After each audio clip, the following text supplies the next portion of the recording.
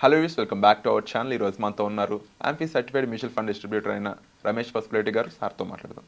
Hi sir. Hi అండి. Sir, ఇప్పుడు 20,000 to 30,000 salary ఉన్న పర్సన్ ఎవరైనా సరే ఒక కార్ తీసుకోవాలని ఇంట్రెస్ట్తో ఉన్నారు అనుకున్నట్లయితే ఎటువంటి ఈఎంఐ లేకుండా కార్ కొనుక్కునే వెసులుబాటు వాళ్ళకి రావాలి అంటే ఏం చేయాలంటారు వాళ్ళు? డెఫినెట్గా అండి, చాలా మంచి క్వశ్చన్. సో అందరికీ ఇప్పుడు మిడిల్ క్లాస్లో ఉన్న డ్రీమ్ ఏంటంటే కార్ తీసుకోవాలి, అది కూడా ఒక మంచి కార్ తీసుకోవాలి. సో ఇక్కడ నుంచి సపోజ్ 20 నుంచి 30 వేలు ఉన్న జీవితం గడుపుతున్న వాళ్ళు కూడా ఇక్కడ నుంచి డౌన్ ద లైన్ అంటే ఒక 5 సంవత్సరాలు లేదంటే 7 సంవత్సరాలు 10 సంవత్సరాల్లో వాళ్ళకి కార్ తీసుకోవాలని ఉంటుంది.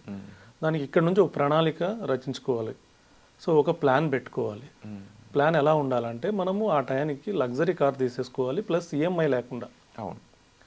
సో అప్పుడు పరిస్థితులు ఎలా ఉంటాయో తెలియదు, అప్పుడు లోన్ వస్తుందో లేదో తెలియదు, ఇవన్నీ ప్రాబ్లమ్స్ ఉంటాయి. కాబట్టి ఈ విధంగా ముందు సేవ్ చేసుకోవడం మొదలు పెట్టుకోవాలి.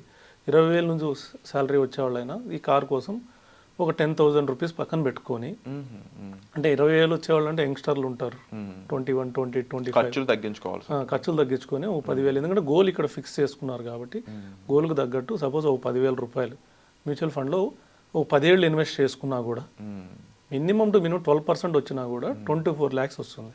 ఓకే, అదే ఇంకొంచెం పెరిగి వాళ్ళు యంగ్స్టర్ కాబట్టి కొద్దిగా అగ్రెసివ్ ఫండ్స్లో కొంచెం ఫండ్స్ మంచి ఫండ్స్లో పెడితే 10 yearsలో 14-15% వచ్చే అవకాశం ఉంది, 30 lakhs దాకా వచ్చే అవకాశం ఉంది. అదే సపోజ్ 30,000 జీతం వచ్చేవాళ్ళు ఓ 15,000 దాచిపెట్టుకోగలిగితే 7 ఏళ్లలోనే 7 yearsలోనే ఈ 20 lakhs రీచ్ అవ్వచ్చు. లేదు 12% కన్నా ఎక్కువ మనం కొంచెం మంచి ఫండ్స్ ద్వారా ఇన్వెస్ట్ చేస్తే ఇంకొద్దిగా ఎక్కువ వచ్చి 25-30 lakhs వచ్చే అవకాశం ఉంది. ఇట్లా వచ్చిన శాలరీలో సగం రూపంలో ఇన్వెస్ట్ చేసుకుంటా వెళ్తే మనం అనుకున్న గోల్ వితౌట్ ఈఎంఐ మనం ఆ టయానికి సపోజ్ 7 years తర్వాత మనకు తెలియదు ట్రెండ్ ఎలా ఉంటుందో, మంచి లగ్జరీ కార్స్ వస్తాయి, కాంపిటీషన్లో కొద్దిగా తక్కువలో రావచ్చు, లేదంటే కొద్దిగా ఎక్కువలో రావచ్చు.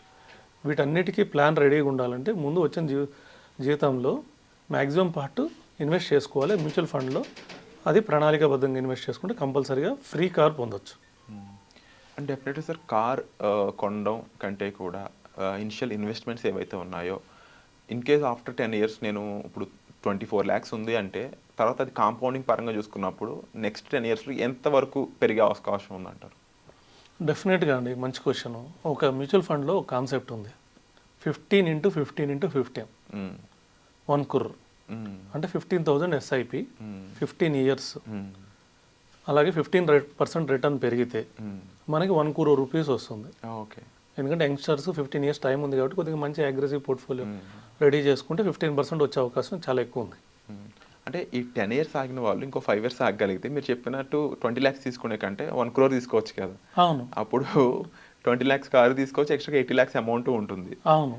సో ఇలాంటి ఎన్నో ఫైనాన్షియల్ టిప్స్ కానీ లేకపోతే ప్రాక్టికల్ ఇన్వెస్ట్మెంట్ ప్రొసీజర్స్ కానీ చాలామందికి ఇంకా తెలియదు అనమాట.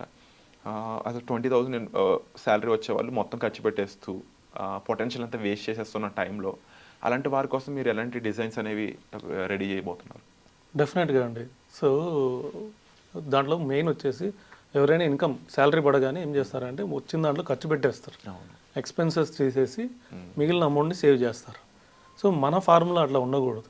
ఇన్కమ్ మైనస్ సేవింగ్స్ అంటే మనకు శాలరీ పడింది, సో మన గోల్కి ఎంత సేవ్ చేయాలో ముందు సేవ్ చేసేయాలి. 30,000 శాలరీ పడింది, 15,000 సేవ్ చేసేయాలి, మిగతా 15,000 ఖర్చు పెట్టుకోవాలి. అప్పుడు ఏంటంటే కొద్దిగా డిసిప్లిన్ ఉంటుంది, అంటే మనకు వచ్చిన అమౌంట్ని జాగ్రత్త ఖర్చు పెడతాం, ఎక్కువ దుబారా చేయకుండా. అలాగే మిగతా అమౌంట్ గ్రో అవి మన గోల్కి ఉపయోగపడుతుంది. సో దీనికి సంబంధించి ఒక్కొక్కరికి ఒక్క విధంగా ప్లాన్ ఉంటుంది, ఒక్కొక్కరికి ఒక్కో సంవత్సరంలో అవసరం అవుతుంది. దాని తగ్గట్టు మనం రెడీ చేసేస్తే 100% గోల్ రీచ్ అవుతారు. And most of the youngsters విషయానికి వస్తే ఐ థింక్ 22-23 ఏజ్ దగ్గర నుంచి ప్రాపర్ జాబ్ మెటీరియల్గా మారుతుంటారు వాళ్ళు.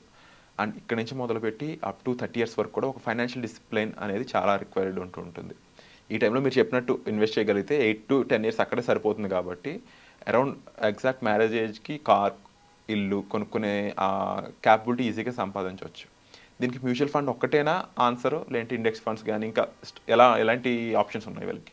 అంటే మ్యూచువల్ ఫండ్లోనే ఇండెక్స్ ఫండ్ అనేది ఒక భాగం. ఇండెక్స్ ఫండ్లో కూడా ఇన్వెస్ట్ చేయొచ్చు. గత 4 సంవత్సరాల్లో ఇండెక్స్ ఫండ్లు చాలా బాగున్నాయి. ఇండెక్స్ ఫండ్లు మిగతా ఫండ్స్తో పోటీ పడి ఇచ్చాయి. More than mutual funds, more than mutual fund, more than మామూలు మల్టీ క్యాప్ ఫండ్ కానివ్వండి, లార్జ్ క్యాప్ ఫండ్ కానివ్వండి, వీటికన్నా ఇండెక్స్ ఫండ్స్ కూడా బాగానే ఇచ్చాయి.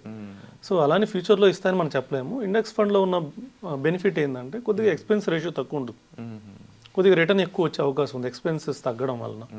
సో అది కూడా మంచి ఫండే ఇండెక్స్ ఫండ్. సో అలాగే ఇండెక్స్ ఫండ్ ఒకటి, లార్జ్ క్యాప్ ఫండ్ ఒకటి, మిడ్ క్యాప్ ఒకటి, స్మాల్ క్యాప్ ఒకటి, మల్టీ క్యాప్ ఒకటి, ఇలాగ ఒక 5 ఫండ్స్ పోర్ట్ఫోలియో పెట్టుకుంటే సో మంచి రిటర్న్స్ వస్తాయి. Wonderful sir, and thank you so much sir. తప్పకుండా మరిన్ని వర్క్షాప్ ఐడియాస్తో మరిన్ని ఎపిసోడ్స్ మనం చేయాలని మనస్ఫూర్తిగా కోరుకుంటున్నాను. Thank you so much. Welcome.